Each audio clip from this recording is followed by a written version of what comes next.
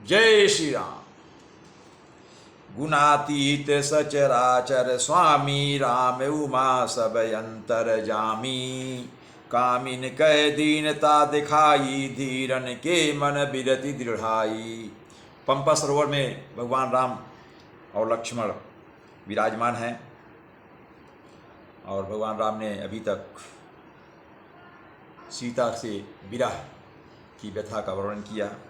अभी इसमें पंपा सरोवर की प्राकृतिक शोभा आदि का वर्णन है। शिव जी कहते हैं, हे पार्वती, श्री रामचंद्र जी गुणातीत, तीनों गुणों से परे, चराचर जगत के स्वामी और सबके अंतर की जानने वाले हैं। उपर्युक्त बातें कहकर उन्होंने कामी लोगों की दीनता अर्थात बेबसी दिखलाई है और विवेकी पुरुषों के मन में वैराग्य को दृढ़ किया है। क्रोध मनोज लोभ मद माया छूट ही सकल राम की दाया। सो नर इंद्र जाल नहीं भूला जा पर हो सो नट अनुकूला। क्रोध, काम, लोभ, मद और माया ये सभी राम जी की दया से छूट जाते हैं। वह नटराज भगवान जिस पर प्रसन्न होता है वह मनुष्य माया में नहीं भूलता, अर्थात माया उसको नहीं जगड़ पाती। उमा कहाऊँ मैं अनुभव अपना, सत हरि भजनु जगत सब सपना। पुनि प्रभु गए सरोवर तीरा, पंपा नाम सुभग गंभीरा। हे उमा, मैं तुम्हें, शंकर जी कह रहे हैं, हे उमा, मैं तुम्हें अपना अनुभव कहता हूँ। हरि का भजन ही सत्य है। यह सारा जगत तो स्वप्न की भांति रहता है और झूठा रहता है। फिर प्रभु श्री राम जी पंपा नामक सुंदर और गहरे सरोवर के किनारे पर गए। संत हृदय जस निर्मल बारी, बांधे घाट मनोहर चारी। जहाँ तहाँ पियं विविध मृग नीरा, जन उदार गृह जाचक भीरा।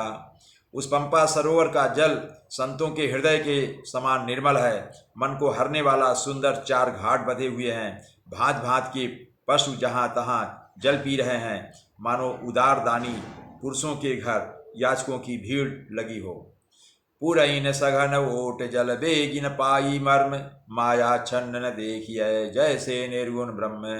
घने कमल के पत्तों की आड़ में जल का जल्दी पता नहीं मिलता, जैसे माया से ढके रहने के कारण निर्गुण ब्रह्म नहीं दिखता। सुखी मीन सब एक रस, अति अगाध जल माय। जथा धर्मशीलन के दिन सुख संयुत जाई।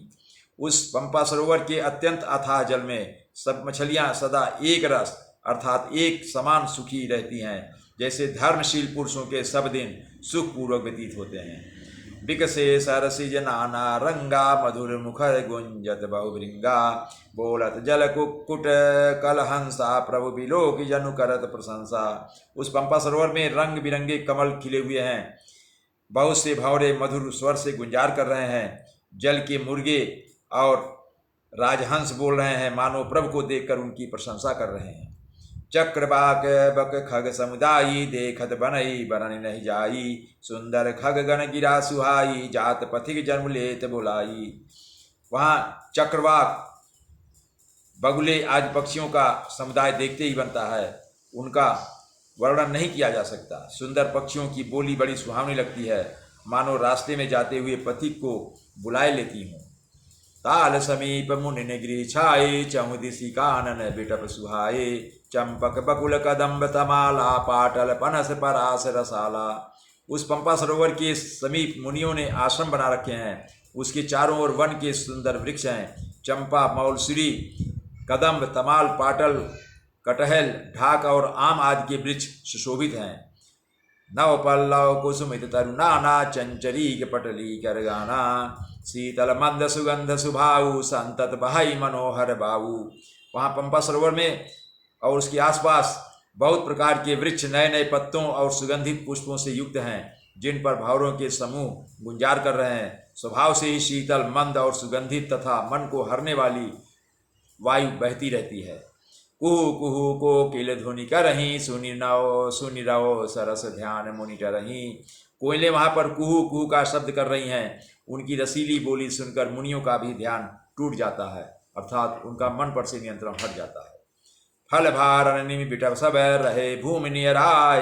परोपकारी पुरुष जिमी, नवहि सुसंपत्ति पाय। फलों के बोझ से झुककर सारे वृक्ष पृथ्वी के पास आ लगे हैं। जैसे परोपकारी पुरुष बड़ी संपत्ति पाकर विनय से झुक जाते हैं। जो परोपकारी पुरुष होते हैं उनके पास अगर संपत्ति या धन ज़्यादा होता है तो उनमें विनम्रता अधिक आ जाती है। देखी राम यति रुचिर तलावा मज्जनु कीन परम सुख पावा। देखी सुंदर तरुबर छाया बैठे यनुज सहित रघुराया। श्री राम जी ने अत्यंत सुंदर तालाब देखकर स्नान किया और परम सुख पाया। एक सुंदर उत्तम वृक्ष की छाया देखकर श्री रघुनाथ जी और छोटे भाई लक्ष्मण जी वहां बैठ गए। तह पुनि सकल देव मुनि आए स्तुति कर निज धाम सिधाए। बैठे परम प्रसन्न कृपाला कहत अनुज सन कथा रसाला। फिर वहाँ सब देवता और मुनि आए और भगवान राम की स्तुति करने लगे और स्तुति करने के बाद वे अपने अपने धाम को चले गए। कृपाल श्री राम जी परम प्रसन्न बैठे हुए छोटे भाई लक्ष्मण जी से रसीली कथाएं कह रहे हैं, आनंद वाली कथाएं कह रहे हैं। विरहवंत भगवंत ही देखी नारद मन भा सोच विशेषी। मोर साप करी अंगीकारा सात राम नाना दुख भारा। भगवान राम को विरह युक्त देखकर नारद जी के मन में विशेष रूप से सोच हुआ, उन्हें चिंता हुई। उन्होंने विचार किया कि मेरे ही श्राप को स्वीकार करके श्री राम जी नाना प्रकार के दुखों का भार सहन कर रहे हैं, अर्थात दुख उठा रहे हैं। ऐसे प्रभु बिलोकऊँ जाई पुनि न बनी यसे अवसर जाई। यह विचारी नारद कर दीना गए जहाँ प्रभु सुख आसीना। ऐसे भक्त वत्सल प्रभु को जाकर देखूं फिर ऐसा अवसर न बनाएगा। यह विचार कर नारद जी ने हाथ में वीणा लेकर वहाँ गए जहाँ प्रभु श्री रामचंद्र जी सुखपूर्वक भाई लक्ष्मण के साथ बैठे हुए हैं। गावत रामचरित मृदुबानी प्रेम सहित बहु भांति बखानी। कर दंडवत लिए उठाई राखे बहुत बारूर लाई। वे कोमल वाणी से प्रेम के साथ बहुत प्रकार से बखान बखान कर रामचरित का गान करते हुए चले आ रहे थे।